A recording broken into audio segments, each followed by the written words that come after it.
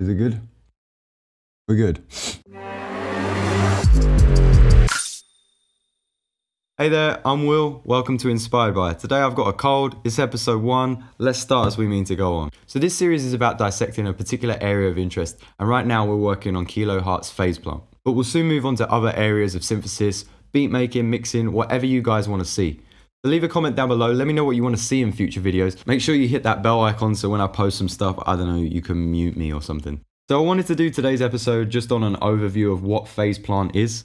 So that if anybody wanted to demo it, torrent it, fucking Pirate Bay, buy it if you're that way inclined, you get an overview of what it is first, and then as of next week we can all jump into it together, having a kind of understanding of what it already is. The reason I wanted to look at phase plant, there's not that many tutorials out there at the minute, so I thought it'd be a good place to start. I think it's similar to Serum, but I think it's a tad more powerful than Serum, just because you can FM anything, which we'll get to. And we have this sampler generator as well, which I also think is super powerful.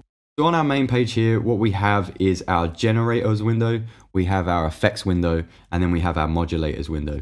So inside generators, what we have are the analog generators, so all our standard square and sine waves, that kind of thing. We also have our noise generators, and you can see that you can move everything about. So where in a chain do you want something to appear? We can also group these. We've got samples that I spoke about, so we can choose. It comes with a string of samples that we can use, but we can also record our own.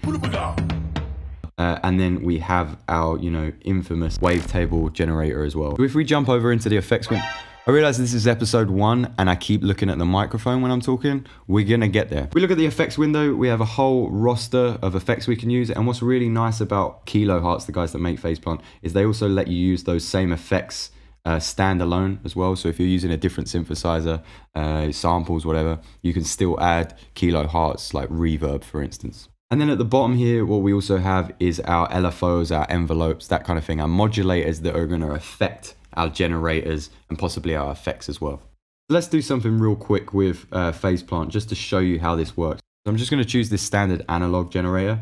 We're going to jump into our LFOs and I'm going to set this as bipolar. I'm also going to add a filter and pull the cutoff down a little bit. So if I hit this plus icon on the LFO, it actually shows me a bunch of other orange pluses where I can attach that LFO to in our generators, in our macros window, or in our effects. It looks super similar to the apps that you can download to show you where the pedos in your area are. So what I'm going to do is I'm just going to attach that to the cutoff and I'm going to invert that. And what we should get is like a pluck synth sound.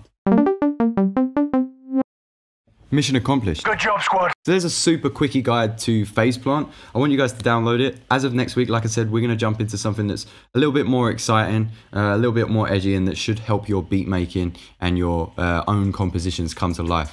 I hope you enjoyed the video. This has been Inspired By. I'm Will. Make sure you follow me if you're not already. Comment, subscribe, all of that good stuff. I'll see you again next week.